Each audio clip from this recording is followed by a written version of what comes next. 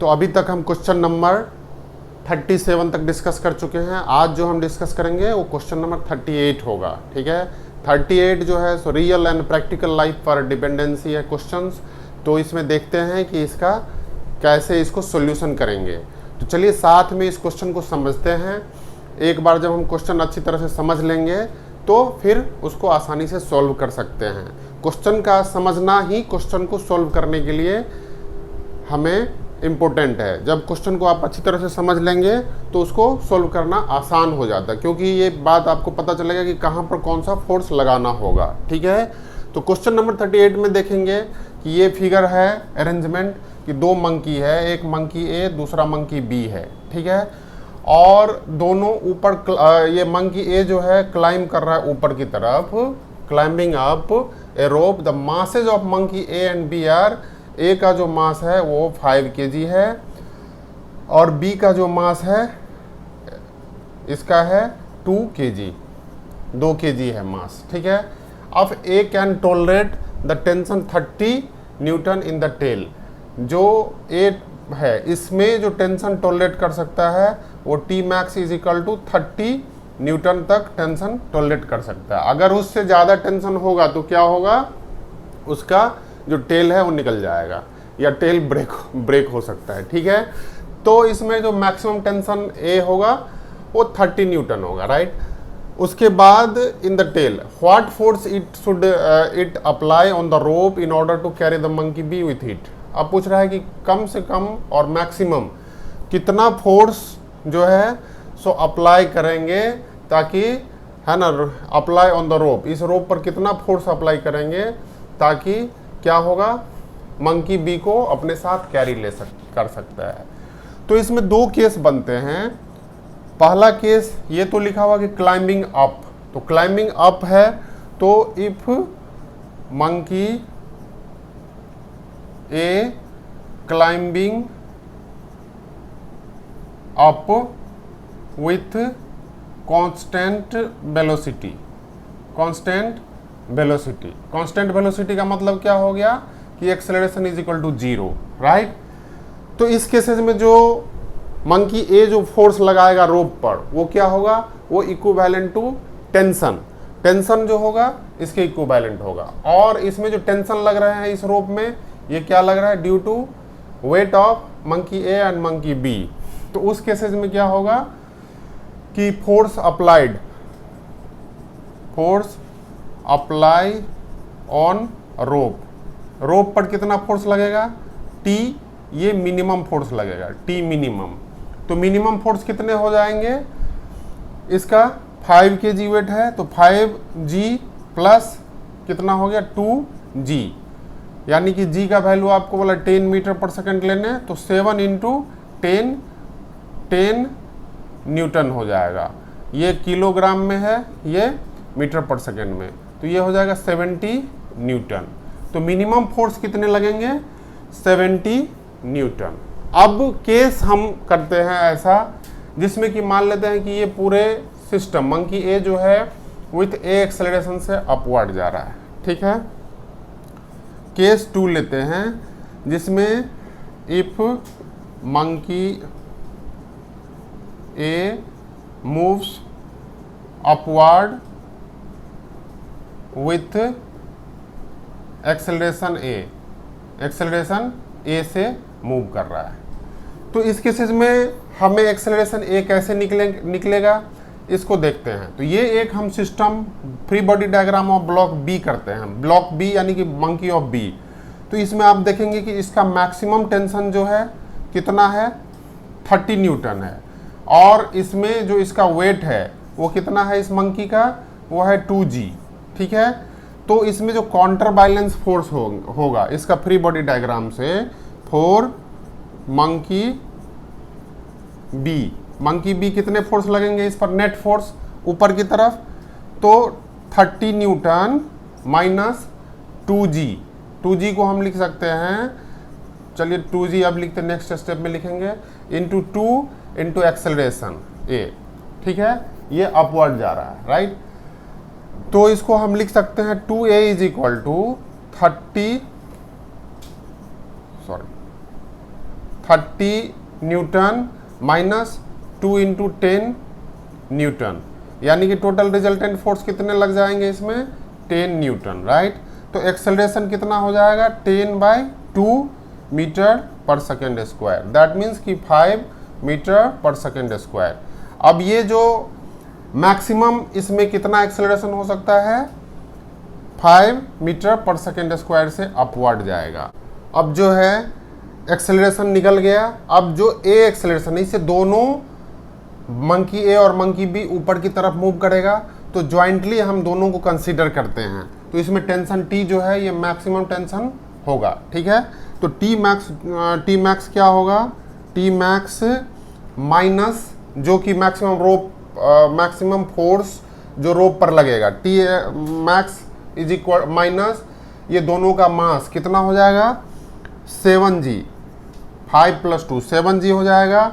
और ये 7a acceleration से पूरे सिस्टम ऊपर की तरफ मूव करेगा। 7a का वैल्यू कितना है, 5 मीटर। तो ये टोटल आपका कितना हो जाएगा, T max is equal to tension 7 into 10 + 35, ये हो जाएगा कितने न्यूटन, तो 7 इंटू 10 70 + 35 105 न्यूटन इसमें मैक्सिमम फोर्स अप्लाई कर सकता है मंकी, ठीक है, जब वो एक्सेलरेशन से मूव अपवर्ड होगा। तो इसका जो फोर्स होगा रोप पर वो कितना होगा, 70 से लेके 105 न्यूटन तक, मिनिमम 70 न्यूटन, मैक्सिमम 105 न्यूटन तक फोर्स अप्लाई कर सकता है दिस रोप पर, ठीक है। नेक्स्ट क्वेश्चन है हमारा क्वेश्चन नंबर 39 जो सिनारियो है, चलिए आइए समझते हैं, फिर उसके बाद सॉल्व करेंगे। तो ये एक फिगर है, ठीक है, और ये एक मैन है जो कि वेइंग मशीन पर खड़ा है, और ये बॉक्स है जिसका वेट है 30 kg, ठीक है। ये बॉक्स है जिसका वेट है 30 kg। वेइंग मशीन का जो वेट है वो मासलेस है, ये इसमें कोई वेट नहीं है, और ये स्ट्रिंग से इस बॉक्स को बंधा हुआ है, और दूसरा एंड जो स्ट्रिंग है पुल्ली के थ्रू जो कनेक्टेड है, इसको मैन होल्ड करा हुआ है, ठीक है। तो मान लेते हैं कि इसमें आपको निकालना है, दो चीज़ निकालना है। पहला तो weight shown by the machine, इसमें वेट कितना शोन करेगा ये निकालना है, और दूसरा केसेस में है कि what force should he exert on the rope to get the correct weight on the machine. अब इस रोप पर वो कितना फोर्स लगाएगा ताकि इसका मशीन का जो वेट है वो करेक्ट दिखाएगा। तो चलिए पहला केस कंसीडर करते हैं। सबसे पहले हम ये एज्यूम करते हैं कि टेंशन इन द रोप जो है वो टी है, ठीक है। अब जो देखने वाली बात है, इसमें सोचने वाली बात है कि इसमें जो फोर्स लग रहा है बॉक्स में वो क्या लग रहा है, 30g लग रहा है नीचे की तरफ, 30g नीचे की तरफ लग रहा है due to weight of this box. और दूसरा वेट क्या लग रहा है कि ये जो बंदा है, ये इसने जब टेंशन इसको ऊपर इसको नीचे की तरफ खींचा है ना रोप, तो रोप में जो टेंशन क्रिएट होगा, ठीक है, तो वो किसके कारण से होगा, वो होगा अपैरेंट फोर्स F के कारण से, ठीक है। तो F के कारण से होगा। तो इसमें टोटल आप लिख सकते हैं, इसमें T माइनस, मान लेते हैं अपैरेंट फोर्स F है, तो T minus F is equal to 30g हो जाएगा, है ना। इसमें जो टोटल टेंशन होगा वो होगा T minus F is equal to 30g, ठीक है। या F जो है ये क्या है कि मशीन पर जो इसने फोर्स लगाया मैन ने, है ना, जब इसको पुल किया, ऐसे नॉर्मल स्टेट में अगर इसको पुल नहीं करेगा तो इसका करेक्ट वेट दिखाएगा लेकिन वो गिर सकता है, राइट। लेकिन जब ये पुल किया तो क्या होगा कि मशीन का जो वेट दिखेगा, वो जितना वेट दिखेगा उतना ही वेट नीचे की तरफ डाउनवर्ड होगा, इसलिए अपैरेंट फोर्स F होगा। ये अपैरेंट मतलब कि एक्चुअल फोर्स नहीं है, एक्चुअल वेट नहीं होगा मैन का जो इसमें दिखाएगा, बल्कि जो वेट जो है सो पार्शियल वेट होगा, ठीक है। तो इसीलिए T माइनस F हो गया पहला केसेस में। अब दूसरा केसेस में क्या करेंगे, तो इसको हम लिख सकते हैं T is equal to F + 30g, ठीक है, मान लेते पहला केसेस में। अब दूसरा केस क्या है कि इसमें जो इसका वेट है वेट है मैन का, ठीक है, तो वेट जो है 60 जी, ये इसका 60 kg वेट है, मास है 60 kg, ठीक है। तो इस पर जो ये 60 जी फोर्स लगाएगा दूसरे केसेस में, ठीक है। हाँ, तो उस केसेस में जब हम केस दूसरा कंसिडर करते हैं तो इसके वेट के कारण पैरेलली हम बोल सकते हैं कि इसका जो वेट है 60 जी, ठीक है, 60 जी है ना, वो क्या इक्विवेलेंट होगा, टेंशन, इसमें जो टेंशन स्ट्रिंग का होगा, अब माइनस अपैरेंट फोर्स, ये भी हो सकता है क्योंकि अपैरेंट फोर्स क्या होगा, अपवर्ड डायरेक्शन में होगा। तो actually tension in the string या तो ये हो सकता है ऊपर केसेस में कि इस बॉक्स का वेट प्लस क्या होगा आपका 30 जी, सॉरी बॉक्स का और अपैरेंट फोर्स दोनों हो सकता है। दूसरे केसेस में जो टेंशन होगा वो टेंशन होगा कि मैन का जो एक्चुअल वेट है 60, उसमें जो अपैरेंट फोर्स लगेगा वो ऊपर की तरफ उस डायरेक्शन में लगेगा, तो टेंशन जो होगा सो ये दूसरे केसेस में हो सकता है। अब इस इक्वेशन को आप कैलकुलेट, हाँ, इस इक्वेशन को हम क्या करते हैं, इक्वेट करते हैं, तो क्या हो जाएगा 60 g minus f is equal to f plus 30 g हो जाएगा, राइट। तो क्या हो जाएगा इसमें 2f इज इक्वल टू हो जाएगा 2f is equal to 30 g हो जाएगा, या f इज इक्वल टू क्या हो जाएगा 50, f इज इक्वल टू क्या होगा 15 जी हो जाएगा, राइट। तो इसका जो रीडिंग होगा अपैरेंट फोर्स जो होगा उस केसेस में क्या होगा, रीडिंग इसका 15 kg होगा, ठीक है। तो इसको हम लिख सकते हैं मास इनटू वेट, तो मास जो होगा उस केसेस में 15 किलोग्राम होगा मशीन का। यहाँ पर जो सोचने वाली बात है, हम दो केसेस को कंसीडर किए जो कि कंसेप्चुअल है। पहला केस कि इसमें जो टेंशन जनरेट होगा इस स्ट्रिंग में वो होगा एक तो इसका वेट के कारण, किसका वेट, बॉक्स का वेट जो कि 15 है, और दूसरा जो मैन जो इस पर फोर्स लगा रहा है, अपैरेंट फोर्स लगा रहा है। जैसे एक्चुअल रीडिंग नहीं है, मैन का वेट 60 kg है, लेकिन इसने अपने वेट को क्या किया, जब ऊपर करेगा पुल तो इसमें क्या होगा, टेंशन क्रिएट होगा, और टेंशन के बाद टेंशन क्रिएट होने के कारण क्या होगा, इसका वेट अपवर्ड कम हो जाएगा, एक्चुअल वेट से कम होगा। जो वेट एक्चुअल दिखाएगा मशीन में रीडिंग होगा वही अपैरेंट फोर्स है, ठीक है। तो इस केसेस में क्या होगा, एक तो ये इसका वेट होगा, दूसरा अपैरेंट फोर्स हो जाएगा केस 1 में। केस 2 में जो है सो कंसीडर करते हैं कि बॉक्स, ये मैन जो है वो स्ट्रिंग में कितना टेंशन क्रिएट करता है, ये टेंशन क्रिएट करता है, टेंशन टी और टी दोनों सेम होगा। तो जब ये इसका वेट कितना है 60 kg है, तो 60 kg डाउनवर्ड डायरेक्शन में है, राइट। और जब ये 60 kg है तो ये नॉर्मल स्ट्रिंग में रहेगा, कुछ भी अगर वेट नहीं, टेंशन मतलब कुछ भी फोर्स नहीं लगाएगा, भले ही वो फ्री फॉल का सिचुएशन हो जाए, राइट। तो उस केसेस में क्या होगा कि इसका 60 kg रीडिंग दिखाएगा, लेकिन जैसे ही ये स्ट्रिंग टेंशन वो रोप को पकड़ के ऊपर की तरफ खींचना शुरू करे, मतलब रोप को पकड़ेगा, होल्ड करेगा, तो उस केसेस में क्या होगा, रोप को पकड़ते ही इसमें एक अपैरेंट फोर्स लगना शुरू होगा ड्यू टू दिस टेंशन, और इसका डायरेक्शन क्या हो जाएगा उस केसेस में, अपवर्ड हो जाएगा, राइट। तो 60 जी माइनस एफ हो जाएगा actual tension in this case. इस केस में क्या होगा, 60 जी माइनस एफ हो जाएगा टेंशन, और ये वाला जो टेंशन का केस है ये हो जाएगा आपका, जो दोनों केस हम कंसीडर किए हैं, तो इस केसेस में हो जाएगा एफ प्लस 30 जी, दोनों सेम है। तो इस तरह से हमारा क्या होगा, अपैरेंट फोर्स निकल जाएगा, और यही अपैरेंट फोर्स जो है मैन का रीडिंग हो जाएगा, एक्चुअल रीडिंग, यानी दैट मीन्स कि उस टाइम में वेइंग मशीन का वेट जो है 15 kg ही दिखाएगा। अब जो केस 2 है, केस 2 में क्या है कि इसका पूछ रहा है कि what force should he exert on the rope to get the correct weight of the machine.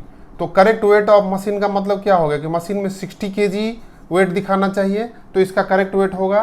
तो उस केसेस में मान लेते हैं कि जो इसने टेंशन इन द और force tension in the string जो है वो P है, या न्यू फोर्स जो है P अप्लाइड किया रोप पर, ठीक है। तो आप देखेंगे कि फर्स्ट केसेस में जब इसने P वेट अप्लाई किया तो इस केसेस में क्या होगा, इसका एक्चुअल वेट दिखाना चाहिए, तो P माइनस नेट फोर्स कितना लगेगा, P माइनस 60 जी, और ये नीचे की तरफ लगेगा, और उतना ही अपैरेंट फोर्स अपवर्ड डायरेक्शन में होगा, तो 60 जी होगा इज इक्वल टू 60 A हो जाएगा, राइट। 60 मैन का वेट है 60, तो ये 60 A हो जाएगा। तो इसमें क्या हो जाएगा, ये दोनों कैंसिल हो जाएगा, ए इज इक्वल टू होगा p/60 हो जाएगा। इक्वेशन 1 मान लेते हैं। दूसरा केसेस में है कि ये पूरे सिस्टम जो है सो मान लेते ए एक्सेलरेशन से मूव करने लगे, ए एक्सेलरेशन से अपवर्ड डायरेक्शन में मूव करने लगे, तो इस पर रोप पर जो स्ट्रिंग पर जो इसमें फोर्स लगेगा वो कितना लगेगा, p माइनस 30g, ये 30g डाउनवर्ड डायरेक्शन में प्लस माइनस 60g जो इसका वेट होगा उसके कारण। लेकिन जो पूरे सिस्टम का जो वेट होगा मूव करेगा वो किस 30 इंटू ए के अकॉर्डिंगली वो मूव करेगा, क्योंकि जो इसका एक्चुअल मास होगा सिस्टम का वो क्या होगा 30A होगा, क्योंकि इसका अपेरेंट फोर्स डाउनवर्ड डायरेक्शन में उस केसेस में होंगे। तो इसीलिए जो इसका एक्सेलरेशन बॉडी का जो मास होगा सिर्फ ये बॉक्स का कंसिडर किया जाएगा। अब हम P का वैल्यू जो है इसमें व्हाट फोर्स शुड बी ये करना, तो एक्सेलरेशन का वैल्यू इसमें रख लेते हैं हम। तो क्या हो जाएगा p/60 है इंटू 30 होगा, तो ये कितना हो जाएगा 2 हो जाएगा। अब हम 2 से मल्टीप्लाई करते हैं तो 2p माइनस 60g और ये कितना हो जाएगा माइनस 120g और ये कितना हो जाएगा, ये p हो जाएगा। तो क्या हो जाएगा p इज इक्वल टू आपका हो जाएगा कितना 60 और 60 प्लस 120g यानी कितना हो जाएगा 180 इंटू 10 न्यूटन का फोर्स लगेगा, यानी कि कितना 1800 टोटल फोर्स इस पर लगेगा दूसरी केसेस में। ठीक है, तो ये एक्चुअल मैक्सिमम फोर्स जो what force should be exerted on the रोप, तो 1800 न्यूटन का अगर वो फोर्स लगाएगा मैन इस रोप पर 1800 का फोर्स लगाएगा, तब जाके क्या होगा कि उसका एक्चुअल वेट दिखेगा, राइट। तो जैसे ही ये फोर्स का क्वांटिटी बढ़ाते जाएगा रोप पर, तो क्या होगा कि ये ऊपर की तरफ ए एक्सेलरेशन से मूव करेगा। जैसे ये ए एक्सेलरेशन से मूव करना शुरू करेगा कि इसका जो है सो इसमें क्या हो जाएगा टोटल एक्सेलरेशन, मान ले ए एक्सेलरेशन है तो इसमें जो नेट फोर्स लगेंगे वो क्या होगा, टेंशन मान लेते P है तो P माइनस इसका 30g इसका वेट के कारण, फिर इसका जो रीडिंग है वो वेट हो जाएगा डिफरेंस और फाइनल ये 30A हो जाएगा। तो इस तरह से 1800 न्यूटन फोर्स लगेगा। नेक्स्ट क्वेश्चन है हमारा क्वेश्चन नंबर 40। क्वेश्चन नंबर 40 में क्या है कि block A can slide on A frictionless table. ठीक है, frictionless inclination of angle theta and length L, इसका जो लेंथ है वो L है, इस पर वो स्लाइड करता है फ्रॉम टॉप। उसके बाद ये एलिवेटर है और एलिवेटर जो है v वेलोसिटी से जा रहा है, v यूनिफॉर्म वेलोसिटी। इसका मतलब क्या हो गया कि एक्सेलरेशन इसका 0 है। दैट मीन्स कि एक्सेलरेशन 0 है तो इस पर किसी तरह का कोई स्यूडो फोर्स नहीं लग रहा है। यूनिफॉर्म वेलोसिटी या रेस्ट दोनों हम सेम केस हो सकता है, क्योंकि जब यूनिफॉर्म वेलोसिटी में मूव करता है तो एक्सेलरेशन नहीं लगेगा। इसी तरह जब रेस्ट में रहता है तो भी उसमें एक्सेलरेशन नहीं होगा, मतलब उस पर कोई फोर्स नहीं लगेगा। ठीक है, तो इस केसेस में क्या होगा कि ए जो स्लाइड करेगा वो किसके कारण करेगा, इसमें जो एक्सेलरेशन ड्यू टू ग्रेविटी का कंपोनेंट इसमें होगा इस एक्सिस में, उसके कारण से वो स्लाइड करेगा। ठीक है, तो अभी हम केस कंसीडर करते हैं, इसका जो जी कंपोनेंट होगा इधर की तरफ होगा। ठीक है, अब ये एंगल थीटा है तो इसका ये एंगल कितना हो जाएगा 90 डिग्री माइनस थीटा, 90 डिग्री, इसको हम ऐसे यहाँ पर लिखते हैं 90 डिग्री माइनस थीटा एंगल हो जाएगा ये एंगल, क्योंकि ये एंगल सेम है ना, ये सेम एंगल है। या हम ये बोले कि इसको हम पैरेलली इसके अकॉर्डिंगली ड्रॉ किए तो ये जी 90 डिग्री माइनस थीटा हो जाएगा। तो इसका जो कंपोनेंट होगा ये कंपोनेंट क्या होगा जी कॉस 90 डिग्री माइनस थीटा, यानी कि जी साइन थीटा। इसका एक्सेलरेशन का कंपोनेंट होगा जी साइन थीटा। जी साइन थीटा के कारण जो है सो ये यूनिफॉर्म ये इंक्लाइन प्लेन से नीचे की तरफ आ रहा है। मान लेते हैं कि यहाँ पर एक्सेलरेशन हो गया, मानने का जरूरत नहीं, जी साइन थीटा हो गया। ठीक है, एक्सेलरेशन और initial velocity u is equal to 0 है। ठीक है, तो t टाइम अगर लगता है उसको इस इंक्लाइन प्लेन पर नीचे पहुंचने में तो क्या हो जाएगा s is equal to U T plus half A T square के फार्मूला से, ठीक है। तो एस इज इक्वल टू यहाँ पर लेंथ ऑफ द पाथ है, एल है, और यू टी आपका 0 हो गया, यू 0 है तो टी 0 हो गया, प्लस हाफ इंटू जी साइन थीटा का टी स्क्वायर है। तो क्या हो जाएगा 2 यहाँ पर हो जाएगा 2L हो जाएगा इज इक्वल टू, ये 2 इधर चला जाएगा, g sine theta into T square हो जाएगा, या T square is equal to क्या हो जाएगा, T square is equal to 2L by g sine theta, या टी इज इक्वल टू क्या हो जाएगा 2 square root of 2L by g sine theta. तो ये टोटल टाइम लगेगा, इतना टाइम लगेगा उसको यहाँ से स्लाइड होके यहाँ तक पहुँचने में, ठीक है। यहाँ पर जो एक्सेलरेशन होगा, कॉन्सेप्ट इस क्वेश्चन का है कि इसमें जो एक्सेलरेशन होगा डाउनवर्ड डायरेक्शन, इंक्लाइन प्लेन पर डाउनवर्ड, ड्यू टू इसके gravity, acceleration due to gravity के कंपोनेंट जो है उस पाथ में, डाउनवर्ड कंपोनेंट इंक्लाइन प्लेन का, उसी के कारण इसमें एक्सेलरेशन होगा, ठीक है। तो ये जी साइन थीटा एक्सेलरेशन लगेगा, इसीलिए वो यहाँ से यहाँ तक इतने टी टाइम में पहुँच जाएगा, ठीक है। तो इस क्वेश्चन में ज़्यादा कुछ नहीं था, इस क्वेश्चन में सिर्फ यही था कि इसमें यदि एक्सेलरेशन यूनिफॉर्म वेलोसिटी से मूव कर रहा है तो इसका मतलब स्यूडो फोर्स नहीं लगेगा, नो स्यूडो फोर्स, नो। और ये हो गया इनर्शियल फ्रेम ऑफ रेफरेंस, ये क्या हो गया, इनर्शियल फ्रेम हो गया, इनर्शियल फ्रेम हो गया, ठीक है। तो इसमें न्यूटन का सेकेंड लॉ ऑफ मोशन आसानी से लग सकता है, तो उसी के बेसिस पर हमने टी का वैल्यू निकाल सकते हैं इसमें। नेक्स्ट क्वेश्चन है क्वेश्चन नंबर 41। क्वेश्चन नंबर 41 में क्या है देखते चलिए, आइए रीड करते हैं। इसमें 2 केस है, तो बारी बारी से दोनों केस को हम सॉल्व करेंगे। तो पहला केस है कि ये नॉर्मल सिनारियो है, car is speeding with an horizontal road with an acceleration A acceleration से हॉरिजॉन्टल रोड पर कार मूव कर रहा है। Consider the following situation. तो केस 1 में जो है सॉल्यूशन इन केस 1 में क्या है, ball is suspended from the selling, ये कार है, ये मूव कर रहा है हॉरिजॉन्टल रोड पर विथ ए एक्सेलरेशन से, ठीक है। अब इसके सेलिंग में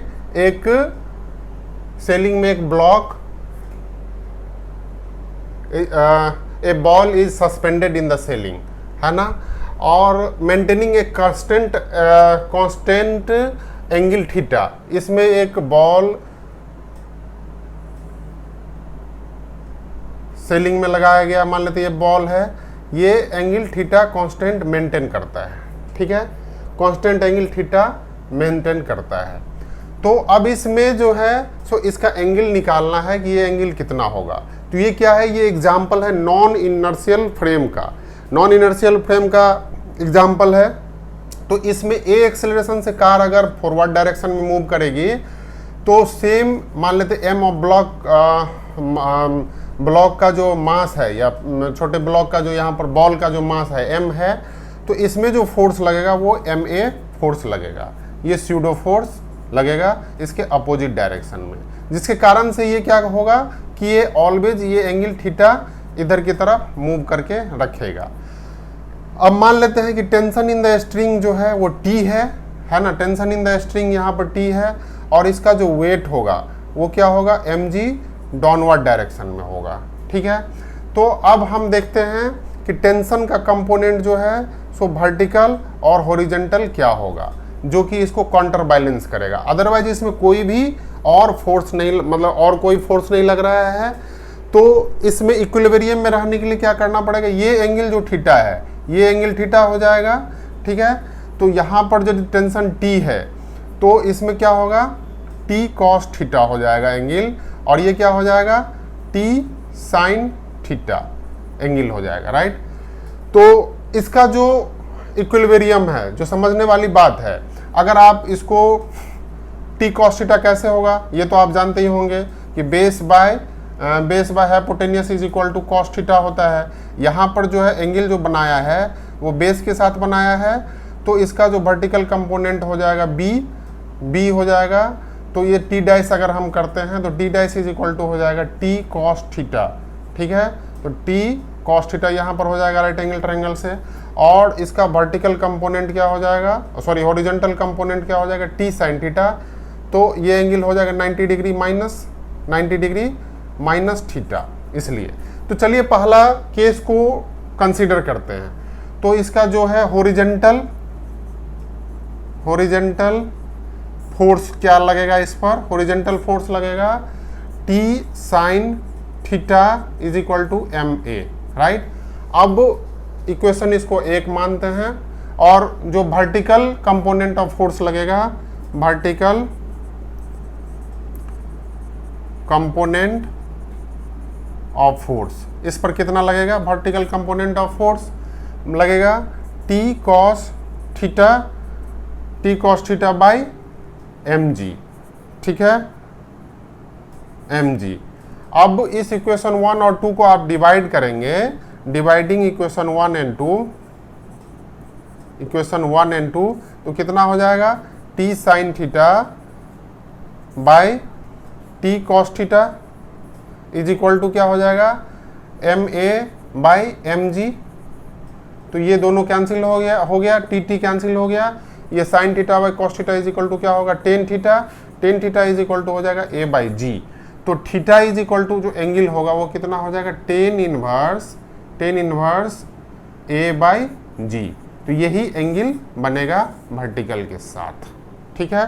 तो आपका ये फर्स्ट केसेस का आंसर हो गया a by tan inverse A by g. अब दूसरा केस देखते हैं, इसमें कंसिडर करते हैं। चलिए आइए केस नंबर 2 डिस्कस करते हैं। केस नंबर 2 में क्या है कि a block is kept on a smooth incline plane and does not slip. तो मान लेते हैं कि ये कार है जो मूव कर रहा है विथ एक्सेलरेशन ए, ठीक है। अब इसमें कोई ब्लॉक है, ठीक है, ये एंगल थीटा है ना, ये ब्लॉक बी यहाँ पर है, ये क्या है, ब्लॉक बी जो है इस डायरेक्शन में है ऐसे। तो इसमें ये जो है ब्लॉक बी वो क्या है कि एंगल थीटा इंक्लाइन प्लेन पर है रखा हुआ। अब जो केस है ये ए एक्सेलरेशन से मूव करेगा अपवर्ड, तो इसका हॉरिजॉन्टल फोर्स ए लगेगा, एम ए लगेगा, और इसका जो इंक्लाइन प्लेन पर एंगल होगा ये एंगल थीटा हो जाएगा, राइट। अब जो दूसरा केसेज है इसमें जो नॉर्मल फोर्स लगेगा अपवर्ड डायरेक्शन में, मान लेते हैं एन है, एन नॉर्मल फोर्स लग रहे हैं, तो इसका जो वेट होगा वो होगा 90 डिग्री विद दिस वन, तो इसका mg वेट हो जाएगा, ठीक है।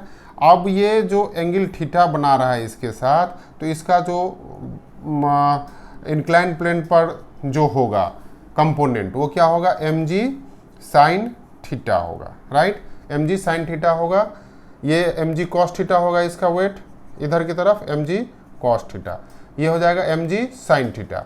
अब इसका जो कंपोनेंट होगा वो क्या होगा, ma कॉस थीटा। तो अब आप देखेंगे केस 2 में क्या है कि ये इंक्लाइंड नहीं होने देगा किसी भी एक्सेलरेशन से, तो दैट मीन्स कि mg साइन थीटा और ma कॉस थीटा दोनों इक्वल होना चाहिए। तो mg sine theta is equal to क्या होना चाहिए, ma कॉस थीटा, राइट। तो यहाँ पर हम देखेंगे tan theta is equal to क्या हो जाएगा, a बाई जी, या थीटा इज इक्वल टू क्या हो जाएगा आपका, टेन इनवर्स a बाई जी। दोनों केसेस में आप देखेंगे कि जो एंगल जो है वो सेम होगा वर्टिकल के, तब जाके वो स्लिप नहीं हो सकता। क्योंकि आप इसमें देखेंगे कि जब कार ए एक्सेलरेशन से मूव करता है फॉरवर्ड डायरेक्शन में, तो इसके स्यूडो फोर्स आएगा ma इन हॉरिजॉन्टल डायरेक्शन में, तो इसका ma कंपोनेंट जो होगा, ma का कंपोनेंट इस पाथ पर जो अपवर्ड डायरेक्शन में होगा वही इसको काउंटर बैलेंस करेगा कि इसको स्लिप नहीं होने देगा। ये क्या करेगा, इसको रोकेगा, ये अपोजिंग फोर्स होगा जो कि इसके वेट के कारण जो इसमें स्लाइड होगा उसको वो रोकेगा। तो सिचुएशन ये है कि वो ब्लॉक जो है स्टेबल है, उस पर रुका हुआ है, वो नीचे स्लाइड नहीं कर रहा है किसी भी एक्सेलरेशन से, तो इसीलिए हम क्या करेंगे, mg sine theta is equal to क्या होगा, ma कॉस थीटा। ये कंडीशन क्या है, कंडीशन है block is not slipping on incline plane, slipping on inclined plane. Last question जो है हमारा इस एक्सरसाइज का वो है क्वेश्चन नंबर 42।